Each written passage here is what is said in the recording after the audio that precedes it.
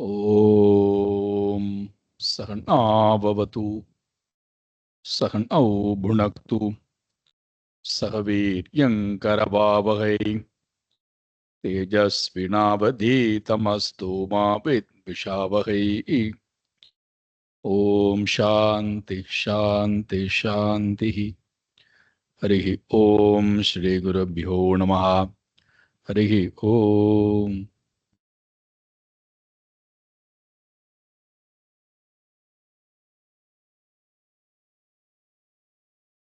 நாம் எடுத்துக்கொண்டிருக்கக்கூடிய தலைப்பு பேரண்டிங்.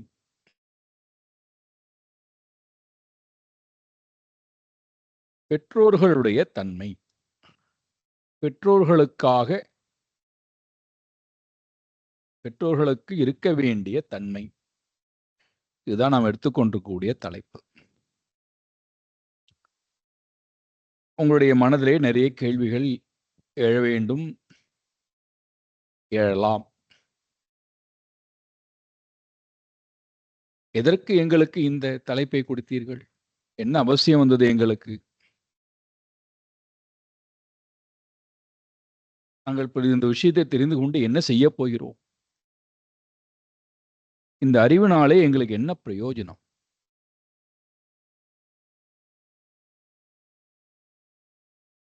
அதுவும் 3 நாட்கள் வேறு வைத்திருக்கிறீர்கள், 1.5 மணி நேரம் வேறு வைத்திருக்கிறீர்கள், 1000 ரூபாய் வேற குருதட்சிணை வாங்கியிருக்கிறீர்கள். என்ன எங்களுக்கு என்ன விஷயம் எங்களுக்கு கொடுக்க போகிறீர்கள்? எங்களுக்கு தெரியாத பெற்றோர்கள் தன்மையா? நாங்கள் வாழாத வாழ்க்கையா? புதிதாக நீங்கள் என்ன சொல்ல போகிறீர்கள்? இந்த கேள்வி நம்முடைய மனதிலே எழ வேண்டும். அப்படி எழவில்லை என்றால் நாம் சிந்திக்கவில்லைன்னு அர்த்தம். அதுவும் ஒரு சன்னியாசி பெற்றோர்களுடைய தன்மை பற்றி பேச என்ன இருக்கிறது?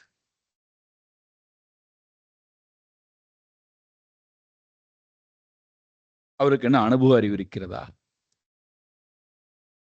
நம்மளை போல அவர் வாழ்ந்து நேரடியாக அனுபவத்தை சந்தித்தவரா?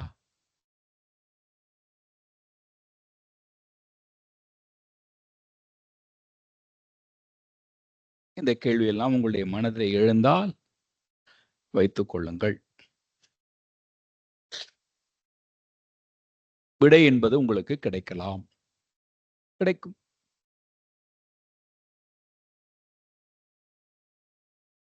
இப்பொழுது நாம் படிப்படியாக உள்ளே போவோம்.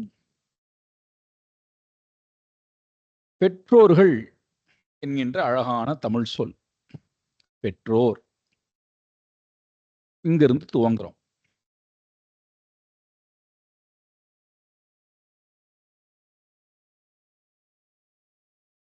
பெற்றதனாலே பெற்றோர்கள்.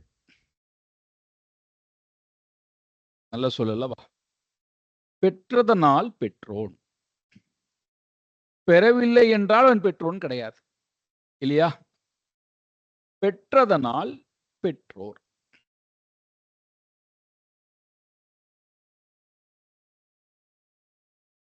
செல்வத்தை பெறுகிறோம், நம்ம பெற்றோர்னு சொல்றோமா?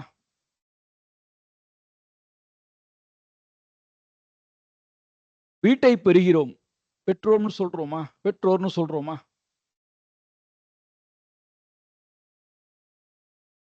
பணம், பதவி, புகழ் அத்தனையும் பெறுகிறோம், பெற்றோர்கள் சொல்றோமா?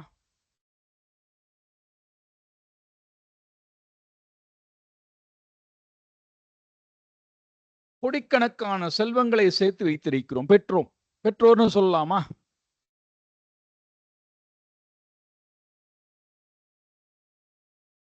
ஆனால் பெற்றோர் அப்படின்னு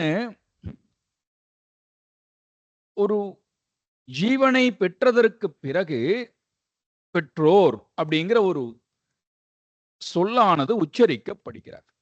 அப்படி என்றால் அந்த பெற்ற பொருளுக்கும் பெற்றவனுக்கும் என்ன உறவு, என்ன வேண்டும்? இதுதான் ஆராய்ச்சி.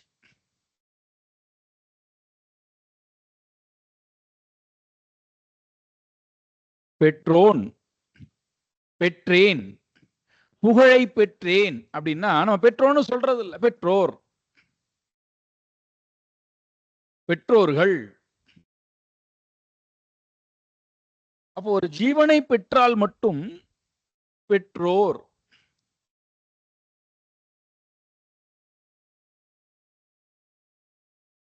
அப்ப அந்த ஜீவனிடத்திலிருந்து இந்த ஜீவனுக்கு என்ன வேண்டும்?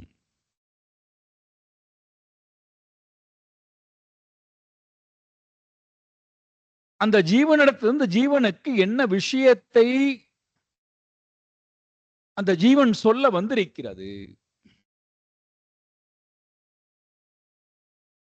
நிறைய நிறைய கேள்விகள் இதிலிருந்து துவங்குகிறார்.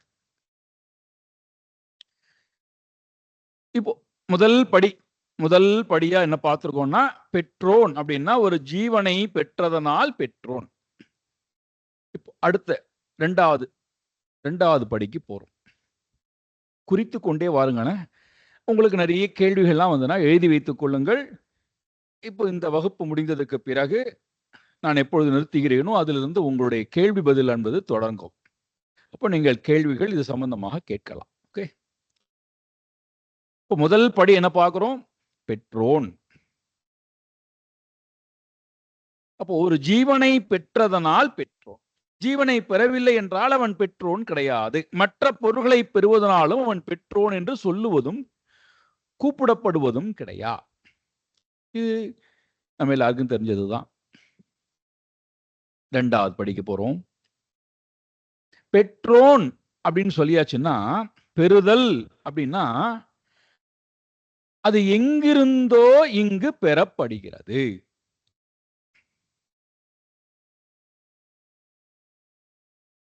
கடைக்கு போகிறோம், பணத்தை கொடுத்து நமக்கு தேவையான பொருளை பெற்றுக்கொண்டு வருகிறோம். நம்மிடம் அந்த பொருள் இல்லை, அந்த பொருள் வேற எங்கோ இருக்கிறது. அதற்குண்டான பணத்தை கொடுத்து அந்த பொருளை எடுத்துக்கொண்டு வருகிறோம், வாங்கி கொண்டு வருகிறோம். அதே போல நான் இப்பொழுது பெற்றோன் என்று சொல்லி ஒரு ஜீவனை உரிமை கொண்டாடுகிறேன் அல்லவா?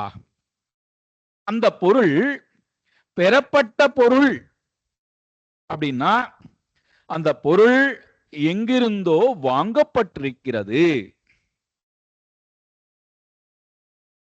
படிப்படியா உள்ள போறோம்.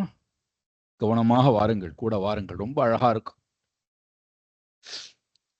எங்கிருந்தோ வாங்கப்பட்டிருக்கிறது அப்படின்னா என்ன அர்த்தம்?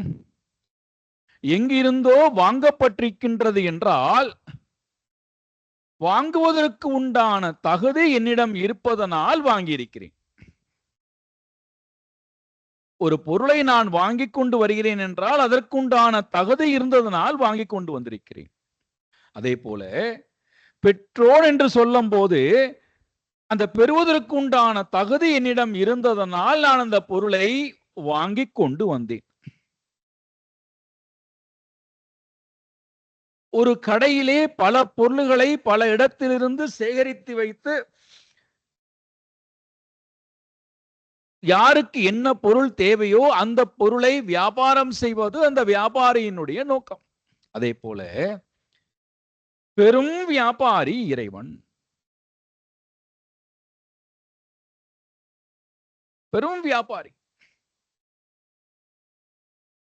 எப்படி ஒரு கடை என்று வைத்து பல பொருள்களை எல்லா இடத்திலிருந்தும் வாங்கி கொண்டு வந்து எப்படி வியாபாரம் செய்கிறானோ அதே போல உலகம் என்று சொல்லக்கூடிய ஒரு பெரும் கடையை நிர்மாணித்து அதிலே விதவிதமான பொருள்களை இட்டு நிரப்பி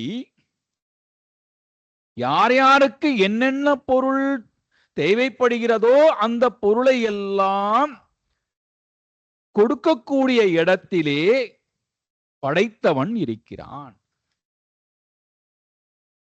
அப்ப இந்த பொருள் நாம் பெற்றோரும் சொல்லி உரிமை கொண்டாடுகின்றோமே, பெற்ற பொருள் எங்கிருந்தோ இங்கு வந்திருக்கிறது. அப்ப ஏற்கனவே அந்த பொருள் அங்க இருக்கு. நம்முடைய கண்ணுக்கு தெரியாத இடத்திலிருந்து நம்முடைய கண்ணுக்கு தெரியக்கூடிய இடத்திலே அந்த பொருளானது இப்பொழுது வந்திருக்கிறது. கண்ணுக்கு தெரியாத இடத்திலே இருந்து அந்த பொருளை பாதுகாத்தது யாரு? படைத்தவன். அப்ப அந்த பொருளை நான் இப்பொழுது பெற்றுக்கொண்டு வந்திருக்கிறேன் என்றால், பெறுவதற்கு முன்பு வரை அந்த பொருளை படைத்தவன் பாதுகாத்தான். இப்போ அந்த பொருளை நான் பெற்று வந்திருக்கிறேன், என்னிடத்திலே அந்த பொருளை கொடுத்திருக்கிறான், அந்த பொருளை நீ பாதுகாத்து திருப்பி என்னிடம் கொடு என்று அந்த பொருளை என்னிடம் கொடுத்திருக்கிறான். அப்ப இந்த பொருள் ஏற்கனவேயே இருந்த இடத்திலிருந்து இப்பொழுது என்னுடைய இடத்திற்கு வந்திருக்கு, என்னுடைய கைக்கு வந்திருக்கிறது. அப்படின்னா என்ன அர்த்தம்? இந்த பொருள் என்னால் உற்பத்தி பண்ணப்பட்டவை அல்ல, என்னால் தோற்றுவிக்கப்பட்டவை அல்ல. என்னால் தோற்றுவிக்கவும் முடியாது, என்னால் உற்பத்தி செய்யவும் முடியாது. அது எங்கிருந்தோ இங்கு வந்திருக்கிறது.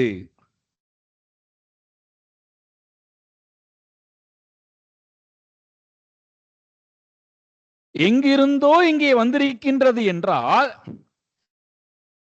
அடுத்தது ஒன்னு ஆட் பண்ணிடுவோம்.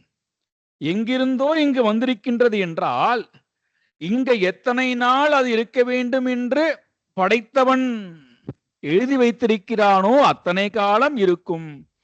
மீண்டும் அந்த பொருள் படைத்தவனிடத்திலே போய் சேர்ந்தாக வேண்டும். அது அவனிடத்திலே போவதற்கு தயாராக இருக்கிறது. அப்ப என்னிடம் எத்தனை காலம் அந்த பொருள் இருக்க வேண்டும் என்று இருக்கின்றதோ அத்தனை காலம் மட்டும் அந்த பொருள் என்னுடன் இருக்கும். அப்ப இதுல ரெண்டு விஷயம் நமக்கு கிடைக்கின்றது. ஒன்று, அது ஏற்கனவேயே இருக்கின்ற பொருள், உற்பத்தி பண்ணப்பட்ட பொருள் அல்ல, நம்மால் தோற்றுவிக்கப்பட்ட பொருள் அல்ல. அது ஏற்கனவேயே உற்பத்தி செய்யப்பட்ட பொருள், இப்பொழுது என்னிடம் அது வந்திருக்கிறது. ஏதோ ஒரு காரணத்தினாலே அந்த பொருளை நான் வாங்கி கொண்டு வந்திருக்கிறேன். அந்த பொருளை வைத்துக் கொண்டு எனக்கு ஏதோ ஒரு ஆதாயமானது கிடைப்பதற்காக அந்த பொருளை வாங்கி கொண்டு வந்திருக்கிறேன். அந்த பொருள் மீண்டும் தோற்றுவித்தவனிடத்திலேயே போய் சேர்வதற்கு அந்த பொருள் அவனுக்கு உரிமையான பொருள், எனக்கு உரிமையான பொருள் அல்ல.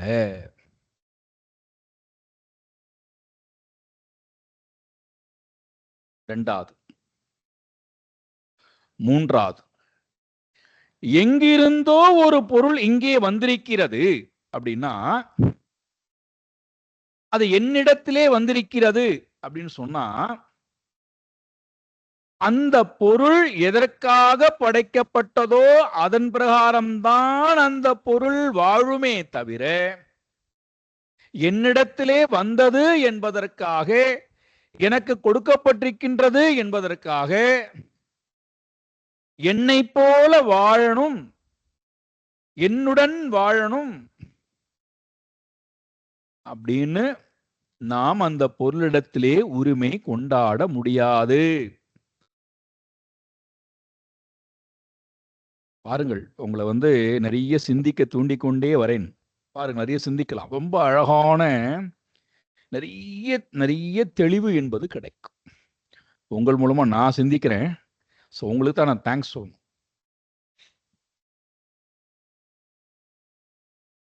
மூன்றாவது விஷயம் என்ன பார்க்கிறோம்?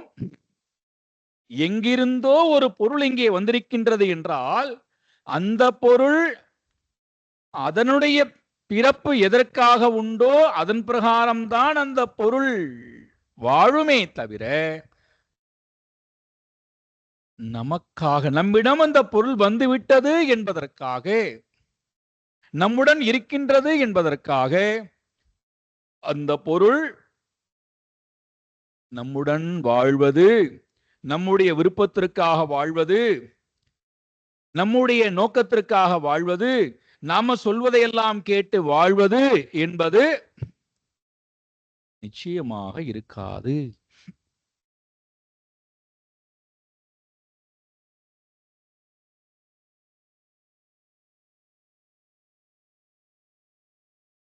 அப்படி என்றால் என்னுடைய விருப்பத்திற்காக அந்த பொருள் இருக்காது, வாழாது அப்படின்னா அப்ப எதற்காக என்னிடத்தே அந்த பொருள் வந்திருக்கிறது கேள்வி வரும் அல்லவா? நானே அந்த பொருளை வாங்கி கொண்டு வந்தேன். அதுதான் பேரண்டிங். அதுதான் அங்கதான் அந்த சூக்ஷ்மமான விஷயமானது நம்மால் முழுமையாக பார்க்கப்பட போகிறது. இப்போ நமக்காக இல்லாத பொருள் நம்மால் ஏன் வாங்கி கொண்டு வரப்பட்டது? அதனுடைய விருப்பத்துக்கேற்பத்தான் அது வாழும் என்றால், அதனுடைய விருப்பத்துக்கேற்பதான் அது வாழப் போகிறது என்றால்,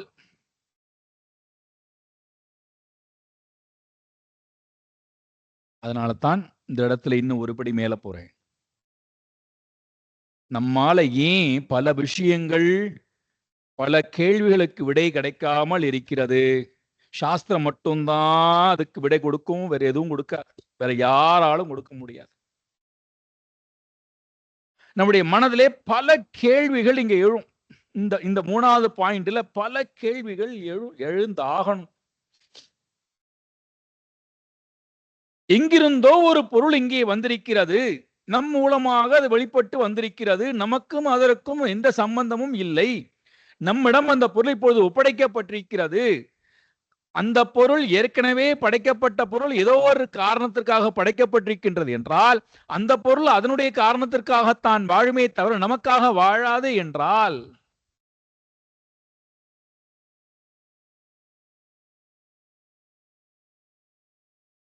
அப்போ நம்முடைய உறவு அந்த பொருளுடன் என்ன? அந்த பொருள் நமக்கு என்ன செய்தியை கொடுக்க வருகிறது? இந்த இந்த கேள்வியானது நாம வேற ரூபத்துல கேட்டு அதற்கு பதில் தேடாமலேயே அழுது கொண்டே நொந்து நூலாகி போய் சோர்ந்தே நம்முடைய வாழ்க்கையை கழிச்சிருவோம். என்ன, எல்லாரையும் திட்டி தீர்த்து, எல்லாரையும் வஞ்சித்து, இறைவனிலிருந்து ஆரம்பித்து எல்லாரையும் நாம கஷ்டப்படுத்தி காயப்படுத்தி எல்லாம் பண்ணிடுவோம். அது என்னடா, எனக்கு என்று இப்படி ஒரு பையன் வந்து விட்டானே, உடல் குறைபாட்டுடன், அறிவு குறைபாட்டுடன், அழகு குறைபாட்டுடன், குணக்குறைபாட்டுடன், வியாதியுடன் கூடியவனாய், மூர்க்கனாய், முட்டாளாய், எந்த நற்குணங்களும் இல்லாதவனாய், இப்படி ஒரு குழந்தையானது எனக்கு வந்து விட்டதே. ஏன் இந்த குழந்தை எனக்கு வந்தது?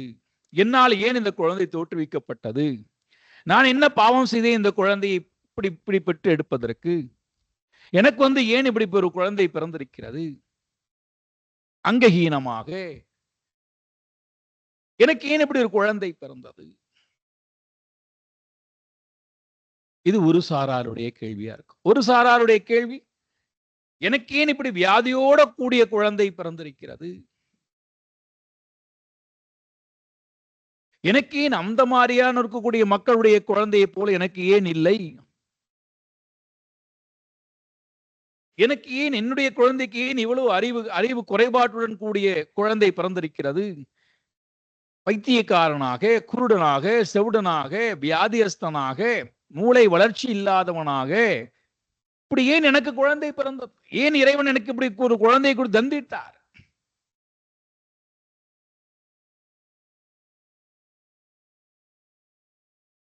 அல்லது என்ன பாவம் செய்தவனோ தெரியல, நான் நல்லவனா இருக்கிறேன், என்னுடைய பையன் மகா மோசமா இருக்கிறான். அப்பாவை மதிப்பது இல்லை, அம்மாவை மதிப்பில்லை, தாத்தா பாட்டியை மதிப்பது இல்லை, சேராத சகவாசத்தோட சேர்ந்து ரொம்ப ரொம்ப ரொம்ப ரொம்ப ரொம்ப மூர்க்கத்தனமான குழந்தையா எனக்கேன் சேர்ந்தான்.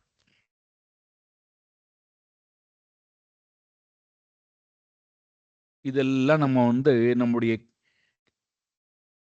டெய்லி புலம்பல் ஷெட்யூல்டுல இதெல்லாம் இருக்கும். அதுக்காக என்ன பண்ணுவோம்? இந்த காரியம் செஞ்சிட்டால், இந்த பிராயச்சித்தம் பண்ணிவிட்டால் குழந்தை மாறி விடுவானா? இந்த ஆலயத்திலே போய் இந்த பூஜை பண்ணிவிட்டால் குழந்தை மாறி விடுவானா? இத்தனை பேருக்கு தானம் கொடுத்து விட்டால் இந்த குழந்தை மாறி விடுமா? இன்னென்ன ஸ்லோகங்கள் எல்லாம் சொல்லிவிட்டால் குழந்தைக்கு நல்ல நல்ல புத்தி வந்து விடுமா? குழந்தைய சொல்ல வைத்தால் நல்ல புத்தி வந்து விடுமா? எடுக்காத முயற்சி இருக்காது, தேடாத பொருள் இருக்காது, செய்யாத காரியங்கள் இருக்காது. எல்லாம் எடுத்தும்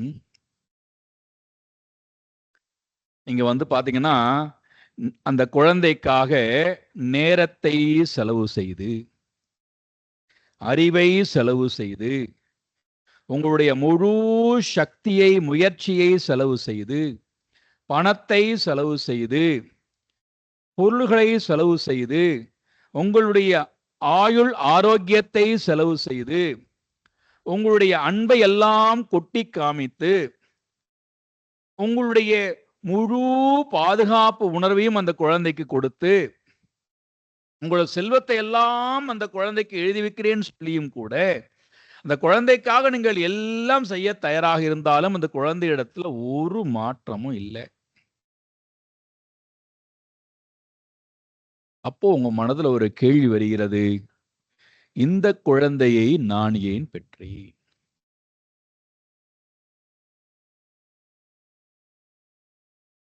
இந்த கேள்வி நம்முடைய மனசுல வரும். ஆனால் விடை மட்டும் தேடி போகவே மாட்டோம். ஏன் தெரியுமா?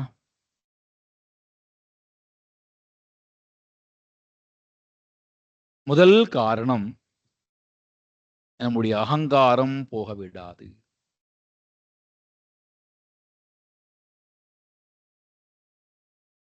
நான் எப்படியாவது மாற்றி காட்டுகிறேன் பார். கடைசி வரைக்கும் முயற்சி எடுத்து எப்படியாவது அந்த குழந்தையை மாற்றி காட்டுகிறேன் பார்.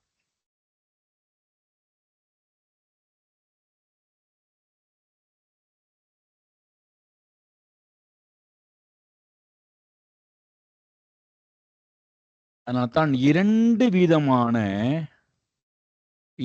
விதமான தடைகள். ஒன்று அகங்காரம். இந்த கேள்விகள் நம்முடைய மனதிலே எழும்போதெல்லாம் இந்த அகங்காரத்தை கொண்டு அதை நான் மறைத்து விடுவேன். என்னிடம் நிறைய பணம் இருக்கிறது, பதவி இருக்கிறது, என்னிடம் புகழ் இருக்கிறது, என்னிடம் முயற்சி இருக்கிறது, என்னுடைய இளமை இருக்கிறது, என்னிடம் அறிவு இருக்கிறது, எல்லாவற்றையும் கொண்டு மாத்தி காட்டுகிறேன் பார்.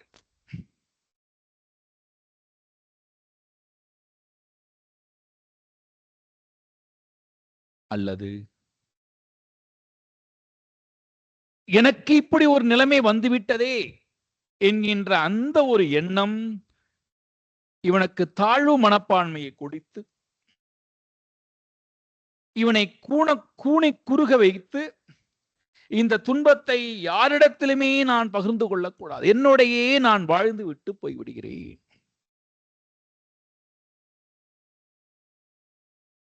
உனக்கு ஒரு துன்பம் இருக்கு இல்லையா? அவன் இருக்கு.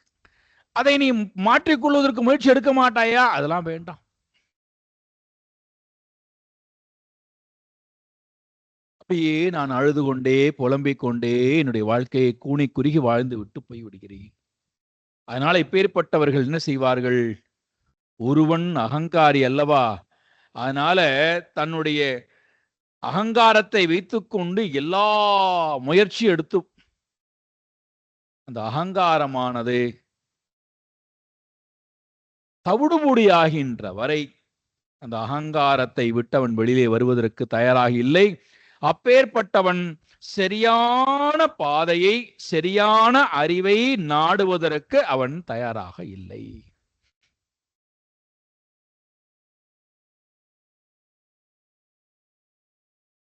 சிறு மாற்றம் போரும், சரியான அறிவு கிடைச்சா போரும்.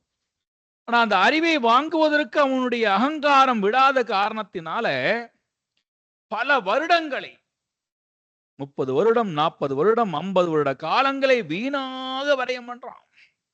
என்னென்னலாமோ முயற்சி எடுத்து பார்க்க, இந்த நாட்டுல முடியாது என்றால் வெளிநாட்டுல கொண்டு போய் நான் முயற்சி எடுத்து எப்படியாவது மாற்றி விடுகிறேன்.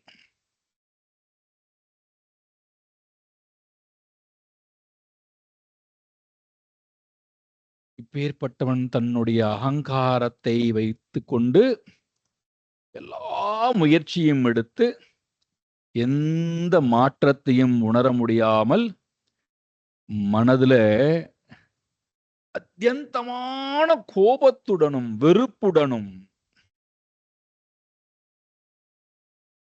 தன்னிடத்திலும் கோபம், தன் கூட இருக்கக்கூடிய பொருளிடத்திலும் கோபம், தனக்கு யார் இந்த பொருளை கொடுத்தாரோ அவரிடத்திலும் கோபம், சுற்றி இருக்கக்கூடிய எல்லா ஜீவராசிகளிடத்திலும் அது கோபமாக வெறுப்பாக வடிவெடுத்து இப்பேற்பட்டவர்கள் தனக்குத்தானும் நன்மை செய்து கொள்ள முடியாதவர்களாய், தனக்குத்தானும் அன்பு காட்டிக் கொள்ள முடியாதவர்களாய், தன் கூட இருக்கக்கூடிய குழந்தைக்கும் அன்பு காட்ட முடியாதவர்களாய், மற்றவர்களுக்கும் அன்பு காட்ட முடியாதவர்களாய், வீணாக வெறுப்புடன் தன்னுடைய வாழ்க்கையை. சரி, இப்பேற்பட்டவர்களிடத்திலிருந்து ஏதாவது ஒரு பாசிட்டிவ் கான்ட்ரிபியூஷன் சொசைட்டிக்கு வருமானா? வராது. இப்பேற்பட்டவர்களுக்கு தன்னிடத்திலே ஏதாவது பாசிட்டிவ் கான்ட்ரிபியூஷன் செய்து கொள்வார்களா? இருக்காது.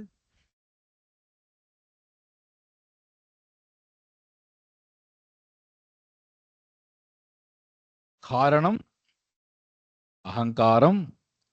அந்த அகங்காரமானது எதோடெல்லாம் இணைந்திருக்கிறதோ அது எல்லாவற்றையும் வைத்துக்கொண்டு எப்படியாவது மாற்றி காட்டுகிறேன் பார், இந்த எனக்கு இப்ப ஏற்பட்டிருக்கக்கூடிய நிலையை மாற்றி காட்டுகிறேன் பார்.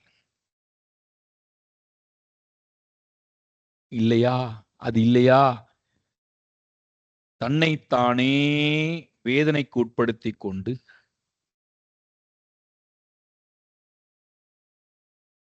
தன்னைத்தானே அழித்து கொண்டு யாரிடத்திலும் பேசாமை, யாரிடத்திலும் பழகாமை, எந்த ஒரு நல்ல காரியத்திற்கும் முன்வராமை, தானும் செய்யாமை மற்றவர்களையும் செய்ய விடாமை, இப்பேற்பட்டவர்களிடத்தில் எப்பொழுதுமே நெகட்டிவ் டெண்டன்சி.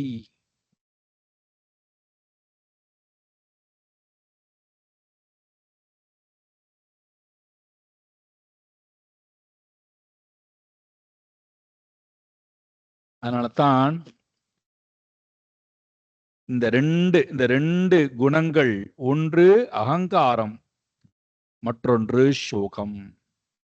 இந்த ரெண்டும் ஒருவனுக்கு பெரும் தடை, சிந்திக்க விடாமல் அவனை.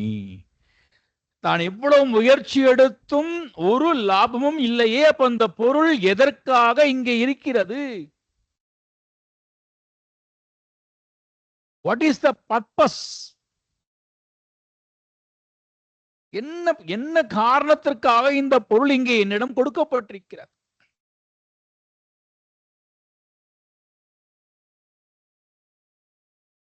இந்த கேள்வி மனதிலே வரும்போதெல்லாம் அதை சிந்திக்க விடாமல் செய்வது இந்த இரண்டு. ஒன்று சுப்பீரியாரிட்டி காம்ப்ளெக்ஸ், மற்றொன்று இன்ஃபீரியாரிட்டி காம்ப்ளெக்ஸ். இந்த ரெண்டு காம்ப்ளெக்ஸ்க்கும் பாத்தீங்கன்னா ரெண்டு கேரக்டரை உங்களுக்கு நான் அறிமுகப்படுத்துகிறேன் இங்க. அப்போ உங்களுக்கு ரொம்ப அழகா புரியும், ரொம்ப அழகா புரியும். சாஸ்திரத்துல பாத்தீங்கன்னா எல்லாத்துக்கும் விடை இருக்கு. ஒருவன் தசரத மகாராஜா, மற்றொருவன் ஹிரண்யகசிபு.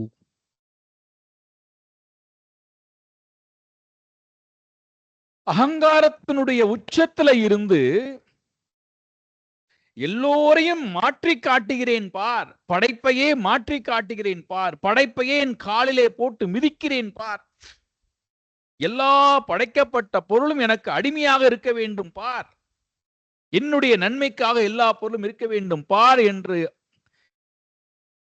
அகங்காரத்தினுடைய உச்சத்துக்கு போனவன், கர்வத்தினுடைய உச்சத்துக்கு போனவன், தன்னை யாருமே வீழ்த்த முடியாது என்று நினைத்தவன், தன்னால் எதையுமே சாதித்து விட முடியும் என்று நினைத்தவனுக்கு இறைவன் ஒரு அழகான மருந்தை கொடுத்து அனுப்புறான். அந்த மருந்து தான் புத்திரஹா பிரஹ்லாதஹா. சோ பேரண்டிங் இங்க ஆரம்பிக்கிறது. பாகவதத்திலிருந்து பேரண்டிங் ஆரம்பிக்கிறது. ஹிரண்யகசிபு என்று சொல்லக்கூடிய தகப்பனுக்கு, அகங்காரிக்கு, கர்வம் உடையவனுக்கு பிரகலாதன் என்று சொல்லக்கூடிய ஒரு புத்திரனானவன் கொடுக்கப்பட்டு, எப்பொழுதெல்லாம் இவனுக்கு அகங்காரம் தலைவிரித்து ஆடுகிறதோ அப்பொழுதெல்லாம் இந்த குழந்தை பக்கத்தில் இருந்து அந்த அகங்காரத்துக்கு வேட்டு வைப்பதே வேலையா இருந்தது.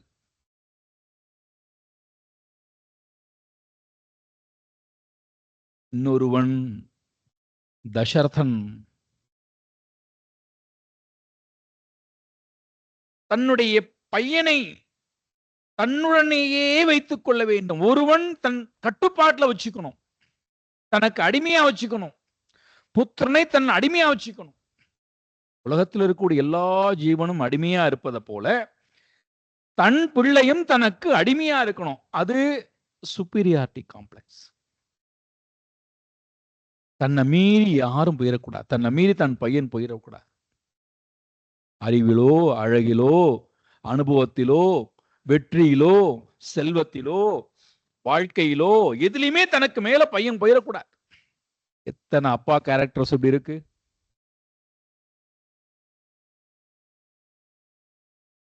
இன்னொரு கேரக்டர் தசரதனை போன்றிருக்கக்கூடிய கேரக்டர்.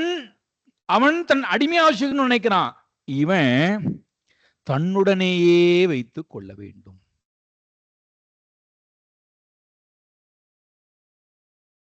தன்னுடனேயே வைத்துக்கணும்னு சொல்லும் போது அவன் எதையும் கொடுக்க தயாராக இல்லை. அடிமையா வச்சிருக்க அவன் தயாரா இருக்கான். மிரட்டி மிரட்டி அடிமையா வச்சிருக்கான். ஒன்னும் தரமாட்டேன், அடிமையா இரு.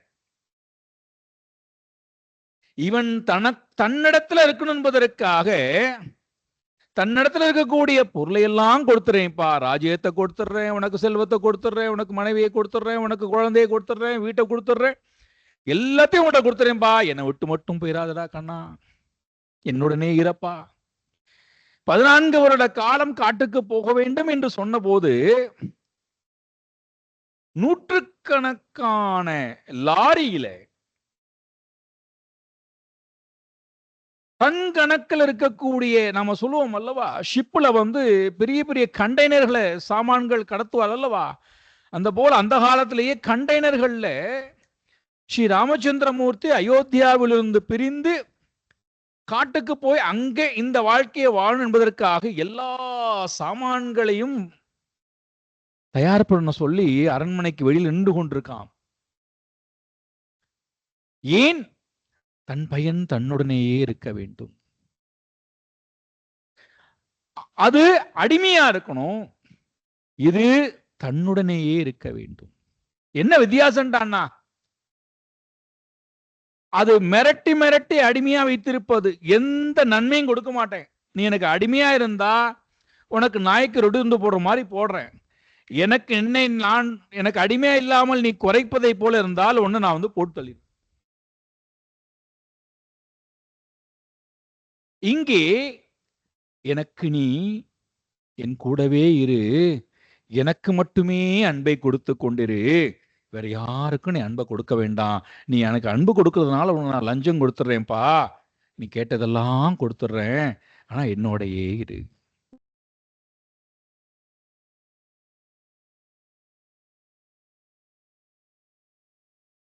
என்ன வித்தியாசம்டான்னா, ஒன்று அகங்காரத்திலே இருந்து கொண்டு எதற்காக இந்த பொருள் கொடுக்கப்பட்டது என்பதை ஆராயாமல் இருப்பது, அதனுடைய குணாதிசயம் என்ன, எதற்காக இங்கே வந்திருக்கிறது, அதனுடைய வாழ்க்கை முறை என்ன, அதை எப்படி நான் வளர்க்க வேண்டும், அதனுடைய இலக்கு என்ன என்பது இதை பற்றியுமே ஆராயாமல் தன்னுடைய அகங்காரத்திற்கு எல்லா பொருள்களும் வேலை செய்ய வேண்டும். அது ரஜோகுணம். ராட்சச குணம். இது தாமச குணம். எந்த முயற்சியும் எடுக்க வேண்டாம், உனக்காக நான் எல்லா வேலையும் பார்த்துட்டேன்டா கண்ணா, நீ ஒண்ணுமே பண்ண வேண்டாம், என் கூட மட்டும் இருந்தா போறோம், நீ படிக்க வேண்டாம், நன்மை கத்துக்க வேண்டாம், நீ ஒண்ணுமே செய்ய வேண்டாம், கூடயே எல்லா செல்வத்தையும் உங்கள்கிட்ட கொடுத்துட்றேன்.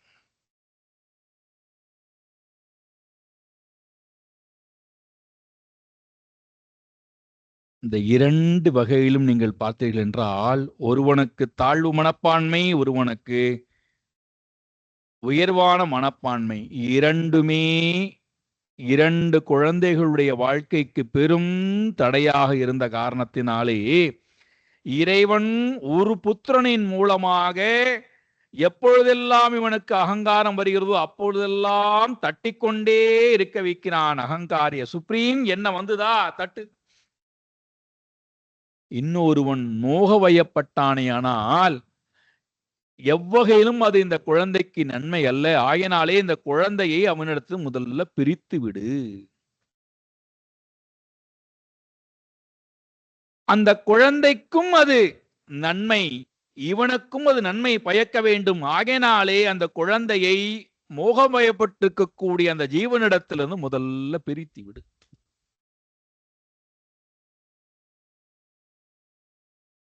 தசரதரிடத்திலிருந்து ஸ்ரீராமனை வசிஷ்ட மகரிஷியும் விஸ்வாமித்ர மகரிஷியும் கோசலாதேவியாரும் கைகேயும் எல்லோரும் சேர்ந்து பிரிக்கிறார்கள். அங்கே கூடவே இருந்து இந்த ரெண்டு கேரக்டர் நீங்க புத்திரனுடைய கேரக்டர்ல பார்க்கலாம். ஒருவன் எல்லாவற்றையும் கொடுத்து எனக்கு அடிமையா இரு என்று சொல்லாத வகையிலே எனக்கு நீ எனக்கு மட்டுமே அன்பு காட்டு அப்படின்னு சொல்ற மாதிரி மிரட்டுற மாதிரி இருந்தா அதை உடனடியாக புரிந்து கொள்ளக்கூடிய குழந்தைகள் அப்பா அம்மாவை விட்டு விலகி ஓட ஆரம்பித்து விடுகிறார். உன் சொத்து வேண்டாம், உன் வீடு வேண்டாம், உன்னுடைய சகாயமே வேண்டாம், உன்னுடைய சங்காத்தமே வேண்டாம், நான் ஓடுறேன்னு ஓட ஆரம்பிக்க திரும்பியே வரதில்லை இந்த பக்கம்.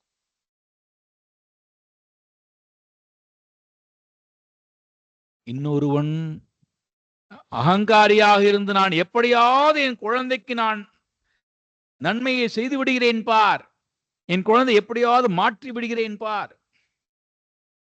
அப்போ அந்த குழந்தை கூடவே வைத்து இந்த ஜீவனுக்கு எவ்வளவு முடியுமோ அவ்வளவு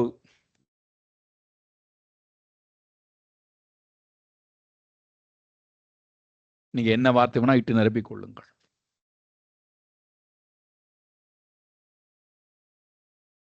அப்ப இந்த ஜீவன் மூன்றாவது பாயிண்ட் இருக்கும். இப்போ எங்கிருந்தோ ஒரு பொருள் இங்கே வந்திருக்கிறது என்றால் அது என்னுடைய நோக்கத்திற்காக வாழாது, அதனுடைய நோக்கத்திற்காகத்தான் வாழும் என்றால் அது அதனுடைய குணாதிசயத்திற்கு ஏற்பத்தான் பிறந்திருக்கிறது என்றால் அப்போ அந்த பெற்ற பொருள்னால் எனக்கு என்ன வேண்டும்?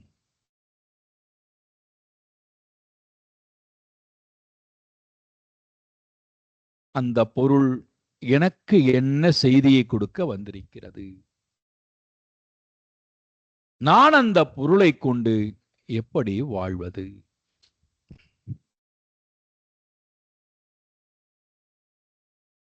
மூன்று பார்த்திருக்கோம். பெற்றோன், இப்ப இதுலயே இன்னொன்னு ஆட் பண்ணிடுறேன், இந்த மூணாவதுல ஒன்னு ஆட் பண்ணிடுறேன், உங்களுக்கு இன்னும் அழகா புரியும். பெற்றோன் என்று சொல்லும் போது ஒரு ஜீவனை பெறுவதனாலே பெற்றோன் ஆரம்பிச்சோம். ஆனா ஒரு ஒரு ஜீவன் தங்கத்தை போல, வைரத்தை போல, வைடூரியத்தை போல, வீட்டை போல, மாளிகை போல, காரை போல, உலகத்தில் இருக்கக்கூடிய எல்லா செல்வங்களையும் போல அது ஜடம் அல்ல.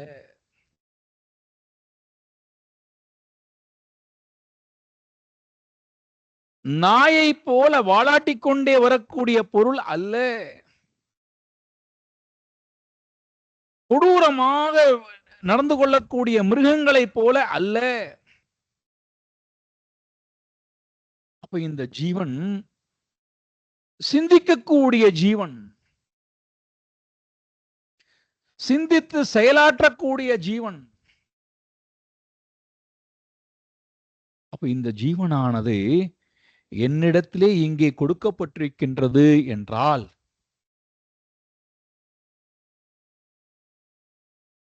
இப்போ நான் கடினமாக உழைத்து செல்வத்தை ஈட்டுக்கொண்டு வருகிறேன். ஆனால் நான் சேர்த்த எந்த செல்வங்களும்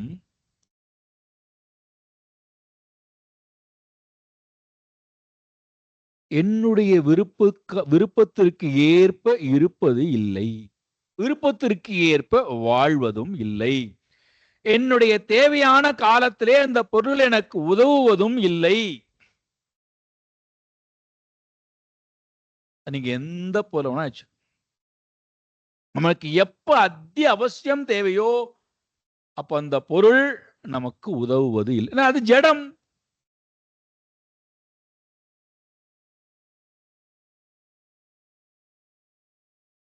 ஆனால் இந்த பொருள் இருக்கிறதே, பெற்றுக்கொண்டு வந்திருக்கிறோமே, அந்த பொருள்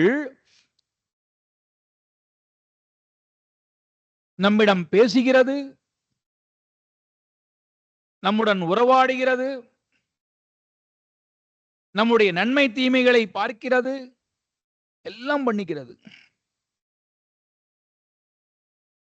ஆனால் என்ன ஒரு சிறப்புன்னு கேட்டா, நம்ம வாங்கி கொண்டு வந்த பொருள், சேர்த்த பொருள், நமக்கு கொடுக்கப்பட்ட பொருள் எல்லாம் அப்படியே இருக்கு. தங்கம் தங்கமாவே இருக்கு. நான் வாங்குவதற்கு முன்பு அது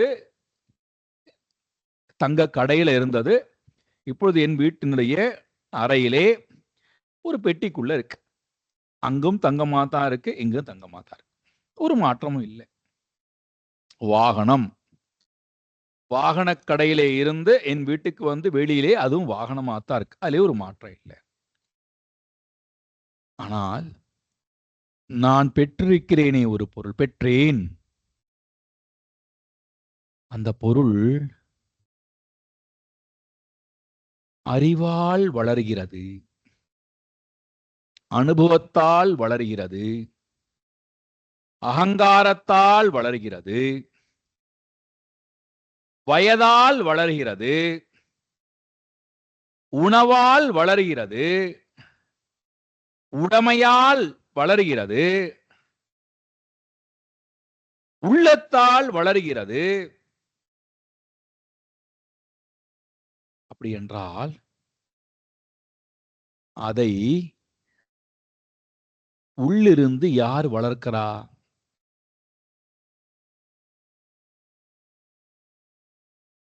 நாமளா வளர்க்கிறோம்?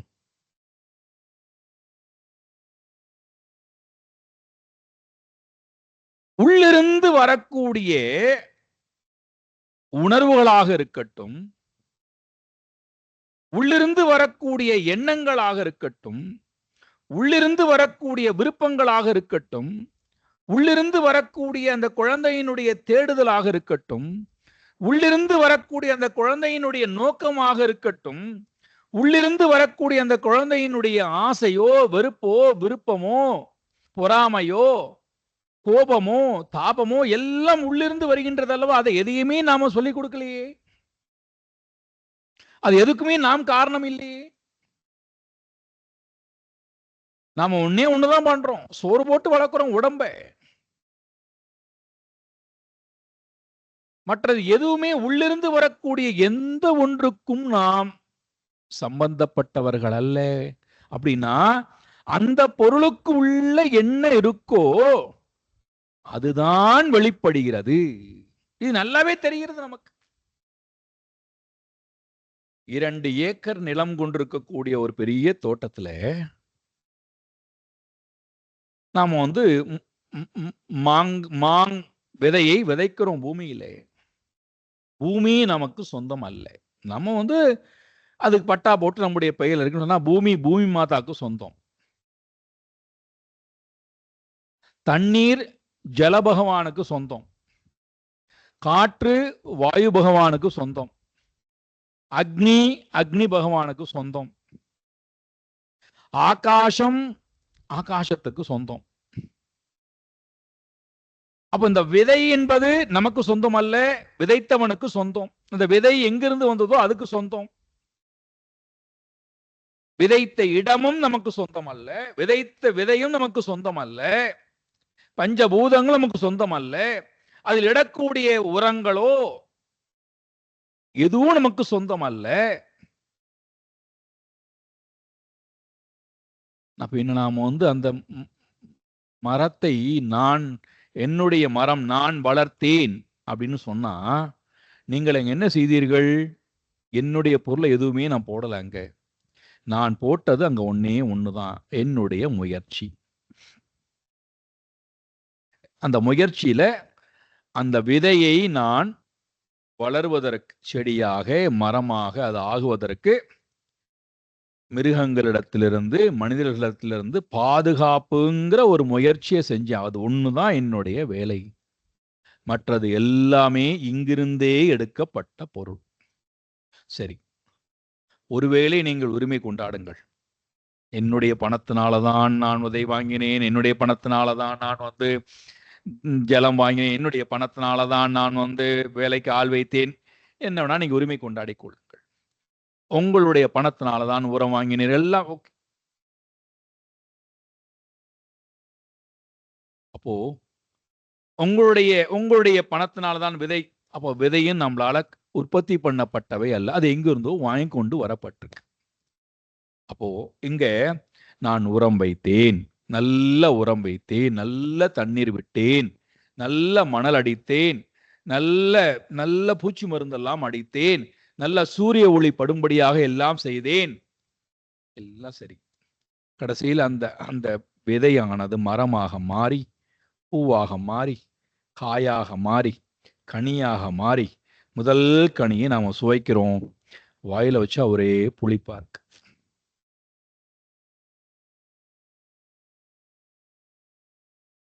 இப்போ நம்முடைய மனசு எவ்வளவு வலிக்கும். நான் கஷ்டப்பட்டு பார்த்து பார்த்து பார்த்து பார்த்து வளர்த்த இந்த மரம், என்னுடைய மரம், எனக்கு புளிப்பான பழத்தை கொடுக்கிறதே, இதை முதல்ல வெட்டிடலான். இப்படியா புளிக்கும்? இப்படி புளிக்கலாமா இந்த மரம்? நான் எவ்வளவு உரமிட்டேன், இயற்கை உரம் எல்லாம் போட்டேனே. நீங்கள் என்ன வேணா செய்யலாம், ஆனால் அந்த விதை நம்முடையது அல்ல. அந்த விதைக்குள்ளே இருக்கக்கூடிய குணம் நம்முடையது அல்ல. அந்த விதைக்குள்ளே இருக்கக்கூடிய குணத்துக்கு ஏற்ப உண்டான கர்மம் நம்முடையது அல்ல. அந்த கர்மத்துக்கு ஏற்ப உண்டான பலன் நம்முடையது அல்ல.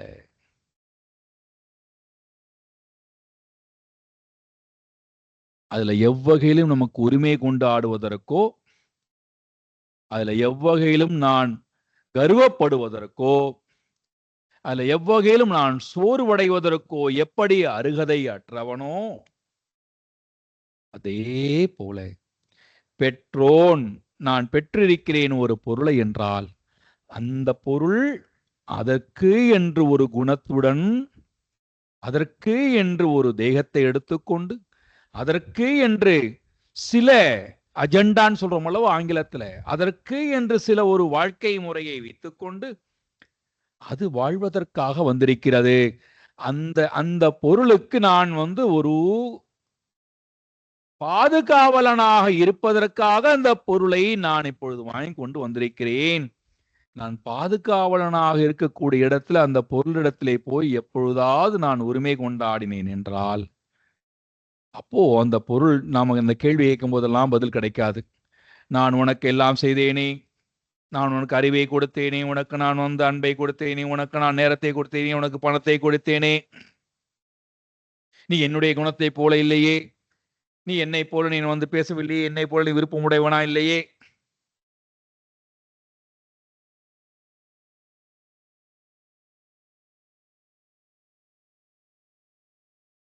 அப்போ அந்த ஜீவன் எதற்காக தன்னுடைய வாழ்க்கையை வாழ வந்திருக்கிறதோ அந்த வாழ்க்கையை நோக்கித்தான் அது போகுமே தவிர அது நமக்காக இருக்காது, நமக்காக வாழாது. நம்முடைய நோக்கத்தை நிறைவேற்றுவதற்கும் அது அருகதையற்றது. நம்முடைய நோக்கத்தை அது நிறைவேற்றவும் முடியாது, நிறைவேற்றவும் கூடாது.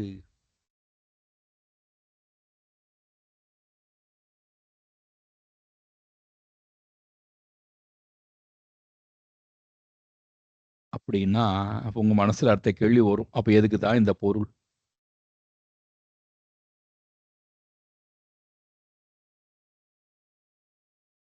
எதுக்கு இந்த பொருள்?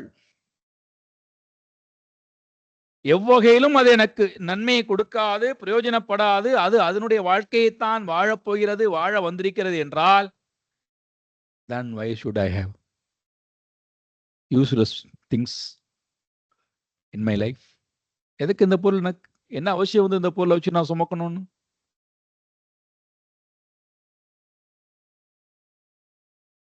இந்த கேள்வி நம்முடைய மனசுல எழுந்தாக வேண்டும். அதற்கு விடையெல்லாம் நிறைய கொடுக்க போறோம். நிறைய விடை கிடைக்க போகிறது. 3 பார்த்திருக்கோம். முதல்ல பெற்றோன், எங்கிருந்தோ பெற்றேன். 2வது அது ஏற்கனவே இருந்தது, இப்பொழுது என்னிடம் வந்திருக்கிறது. அப்ப உற்பத்தி செய்யப்பட்டவை அல்ல. என்னால் அது உற்பத்தி செய்யப்பட்டவை அல்ல. அப்ப எங்கிருந்தோ இங்கு வந்திருக்கிறது. அப்போ எங்கிருந்தோ இங்க வந்திருக்கின்றது என்றால், அப்ப அந்த பொருள் யாராலோ படைக்கப்பட்ட பொருள் இப்பொழுது என்னிடம் இருக்கு. நாளைக்கு வேற தொண்டு இருக்க போகிறது.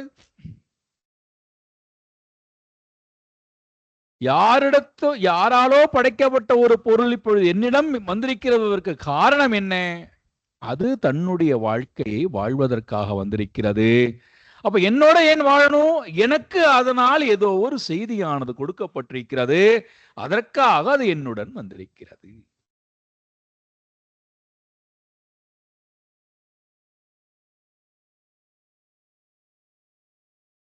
அப்போ அந்த செய்தியானது, நான் ஒருவேளை அகங்காரி கர்வியாக இருந்தால் கூட இருந்து எனக்கு செய்தியை கொடுக்கும். நான் மோகியாக இருந்தால் விலகி இருந்து கொண்டு எனக்கு செய்தியை கொடுக்கும். தசரத மகாராஜாவுக்கும் ராமனுக்கும் போல, பிரகலாதனுக்கும் ஹிரண்யகசிபுக்கும் போல.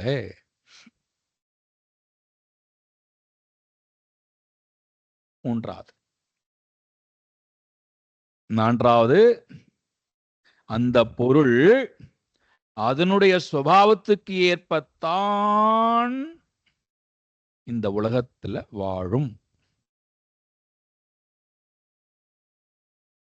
அதனுடைய விருப்பு வெறுப்புக்கு ஏற்பத்தான் வாழும். அதனுடைய நோக்கத்துக்கு ஏற்பத்தான் வாழும்.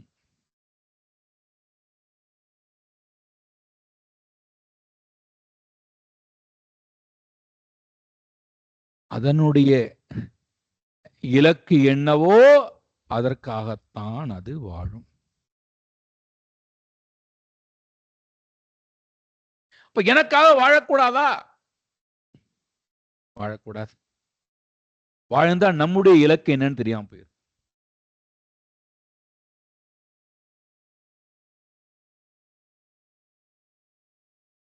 நமக்கு ஒரு காரணம் இருக்கு அல்லவா, அந்த பொருளை நாம் வைத்துக் கொண்டிருப்பதற்கு. அந்த பொருள் நம்முடன் இருப்பதற்கு உண்டான காரணம் நமக்கு தெரியணும்னா, நிச்சயமாக அந்த பொருள் நம்ம விருப்பத்துக்கு ஏற்ப வாழக்கூடாது.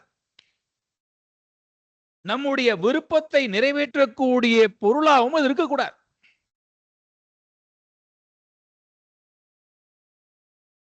தசரதன் எவ்வளவோ ஆசைப்பட்டார், எப்படியாவது ராமனை அன்பு காமித்து, பாசத்தை காமித்து, உறவை காமித்து, தர்மத்தை காமித்து, மக்களுடைய விருப்பத்தை எல்லாம் காமித்து, எப்படியாவது அந்த ஜீவனை மயக்கி, அம்மாவை பார், அப்பாவை பார், தம்பியை பார், உன்னுடைய சகோதரனை பார், உலகத்து மக்களை பார், குருவை பார், எல்லோரும் உனக்காக காத்துக் கொண்டிருக்கிறார் ராமா, எல்லாம் பிளாக்மெயில் பண்ணி, எங்க பலம் மனமானது பலகீனமான தன்மை இருக்கோ அங்க குத்தியாச்சுன்னா போருமே. ஒன்று சுப்ரீம்ல குத்தினா புஷ்னு வெடிக்கும், இன்னொன்னு பலகீனமான மனசுல நாம டச் பண்ணிட்டா உடனே பொத்துன கீழே விழுந்துருவோம்.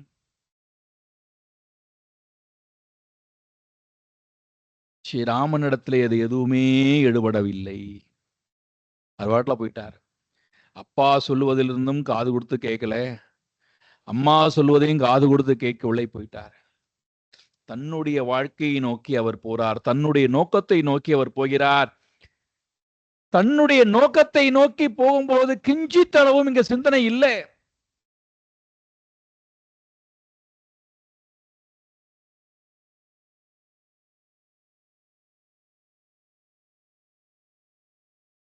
நிறைய சிந்தியுங்களேன். நிறைய மனசுல எவ்வளவு பாரத்தை சுமந்து கொண்டிருப்போம் இந்த குழந்தைகள்னால. பெற்றோன் அப்படின்னு சொல்லிட்டு நாம படக்கூடிய அந்த வேதனை இருக்கு. அது எல்லாத்துக்கும் உங்களுக்கு அழகான மருந்து கிடைக்கும்.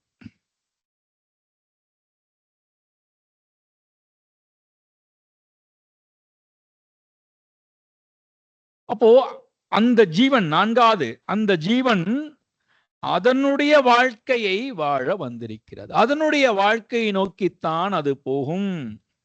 அதனுடைய விருப்பு வெறுப்பை நிறைவேற்றுவதற்காகத்தான் அது போகும். அதனுடைய இலக்கை நோக்கித்தான் அது போகும். இப்படித்தான் போக வேண்டும். அது எனக்காக வாழக்கூடாது, என்னுடைய விருப்பு வெறுப்பை நிறைவேற்றுவதற்காக வாழக்கூடாது. அப்படி வாழ்ந்தால் அதனுடைய வாழ்க்கை முறையும் பாதிக்கும், என்னுடைய வாழ்க்கை முறையும் பாதிக்கும். நான் எதற்காக வாழ வந்தேனோ அந்த வாழ்க்கை முறையானது பெரும் பாதிப்பை ஏற்படுத்தும். தசரத மகாராஜா ஸ்ரீராமனை பெற்றதனுடைய நோக்கம், நான் என்னுடைய பொறுப்பை எல்லாம் ராமனிடத்திலே கொடுத்துவிட்டு நான் வானப்பிரஸ்த ஆசிரமத்துக்கு போய் இறைவனை தொழுது இறைவனை அடையப் போகிறேன் என்று கேட்டுத்தான் ஸ்ரீராமனை பெற்றார். அந்த நோக்கம் நிறைவேறவில்லை அல்லவா?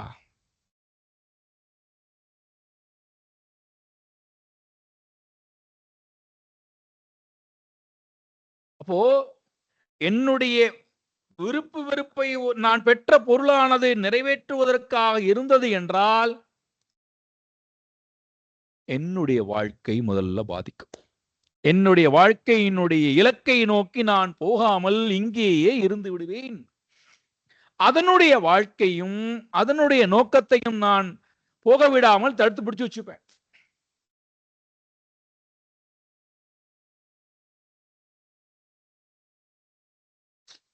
இப்ப இந்த இடத்துலதான் நிறைய பேர்,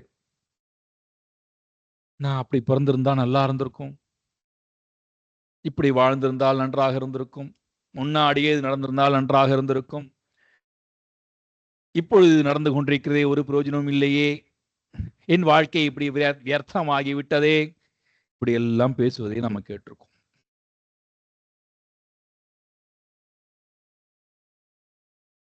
அப்போ நான்காவதாக அந்தந்த ஜீவன் அதனுடைய வாழ்க்கையை வாழ வந்திருக்கிறது. நான் பெற்ற பொருள் அதனுடைய வாழ்க்கையை வாழ வந்திருக்கிறது. அதன் மூலமாக நான் வாழ வேண்டிய வாழ்க்கை என்ன என்பதை கண்டுபிடித்து நான் வாழ வந்திருக்கிறேன். அப்படி அது நான் எதற்காக அந்த பொருளை வாங்கி கொண்டு வந்து வாழ வந்திருக்கணும், அந்த வாழ்க்கை என்ன என்று தேடி கண்டுபிடித்து வாழ தெரியவில்லை என்றால் என் வாழ்க்கை வியர்த்தமே, வீணான வாழ்க்கை.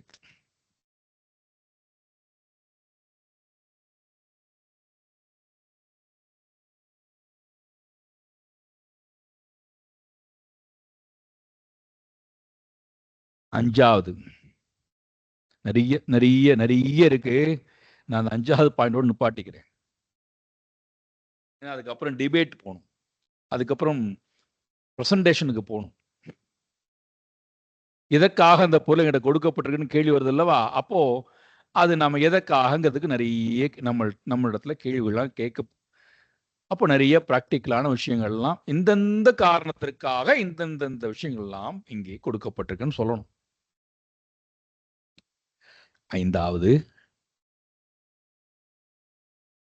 எங்கிருந்தோ ஒரு பொருள் இங்கே வந்திருக்கிறது,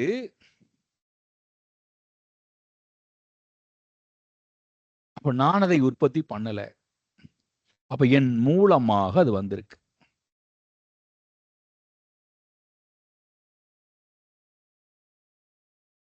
இல்லையா? த்ரூ மீ, என் மூலமா வந்திருக்கே தவிர நான் அதற்கு கர்த்தா இல்லை, படைப்பாளி இல்லை. நான் அதற்கு நான் அந்த எவ்வகையிலும் நான் அந்த பொருளை படைத்தவன் அல்ல. அப்படின்னா நான் அந்த பொருளை படைத்தவன் அல்ல அப்படின்னு சொல்லிட்டா, அந்த பொருளினுடைய புண்ணிய பாவத்திற்கும் எனக்கும் எவ்வகையிலும் சம்பந்தம் இல்லை. அதனுடைய நன்மை தீமை எதுவும் எனக்கு சம்பந்தம் இல்லை. பின்ன என்னை பாதிக்கிறதே, என் வாழ்க்கையவே அஸ்தமனமாக்குகிறதே, பிகாஸ் ஆஃப் அஃபெக்ஷன். நான் போய் இந்த பொருளை ஒட்டிக்கிறதுனால உண்டான ப்ராப்ளம்.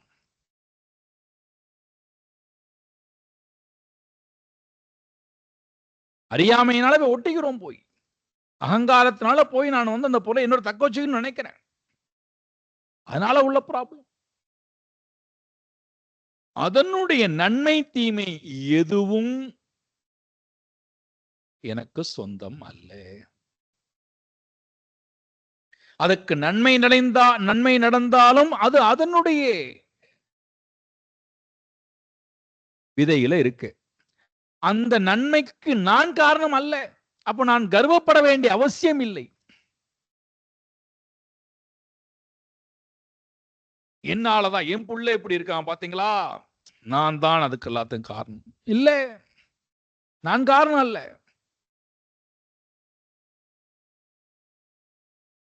அந்த குழந்தையானது பாவகரமான வாழ்க்கை முறையை வாழ்கின்றது என்றால் அதுக்கும் நான் காரணம் அல்ல. நான் நொடிந்து போக வேண்டிய அவசியம் இல்லை. அது அதனுடைய புண்ணிய பாப வினையை எடுத்துக்கொண்டு அதற்குண்டான பாத்திரத்தை எடுத்துக்கொண்டு வாழ வந்திருக்கிறது. அது அப்படித்தான் வாழும்.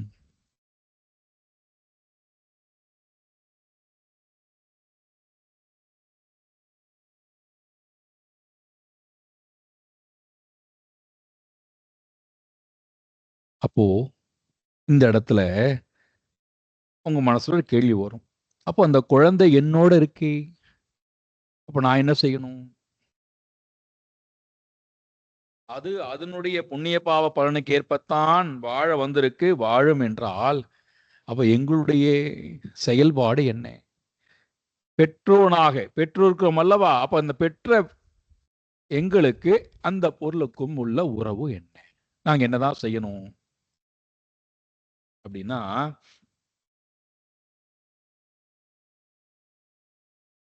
அந்த பொருளுக்கு நாம் எவ்வளவு முடியுமோ அது வாங்கக்கூடிய அருகதை உடைய காலம் வரை, மனதிலே காது வழியாக அது வாங்கக்கூடிய அருகதை எவ்வளவு காலம் அதுக்கு இருக்குமோ, 10 வயதோ 11 வயதோ, அந்த காலம் வரை அந்த குழந்தைக்கு எவ்வளவு நன்மைகள் சாஸ்திரத்தின் மூலமாக நாம் கொடுக்க முடியுமோ அவ்வளவு விஷயத்தை அது உள்ள நாம் கொடுத்துட்டோம் அப்படின்னா, நீங்க உடனே இவ்வளவு நல்ல விஷயத்தை கொடுத்தேனே என் பிள்ளைக்கு, 11 வயது வரைக்கும் அந்த குழந்தை என் பின்னாடியே சுட்டி சுட்டி வந்தானே, நல் குணவானாக இருந்தானே, நான் சொல்லதெல்லாம் கேட்டானே, இப்பொழுது அந்த குழந்தை மாறிவிட்டதே. அது உள்ள இருக்கிற அதுக்கு உள்ள என்ன நன்மை தீமை இருக்கோ அதுதான் வெளியில வருகிறது. அதுக்கு நாம் காரணம் அல்ல அல்லவா? ஆனா நாம அந்த குழந்தைக்கு என்ன செய்ய முடியும்? உரம் வைக்கலாம், ஜலமிடலாம், சூரிய ஒளி படும்படி செய்யலாம், சந்திரனுடைய ஒளி படும்படி செய்யலாம், பாதுகாப்பை ஏற்படுத்தி கொடுக்கலாம், நல்ல ஒரு சுற்றுப்புறத்தை ஏற்படுத்தி கொடுக்கலாம். இதெல்லாம் நம்ம செய்யலாமே தவிர அதற்காக அந்த குழந்தை இதெல்லாத்தையும் வாங்கி கொண்டு மாறிவிடும்.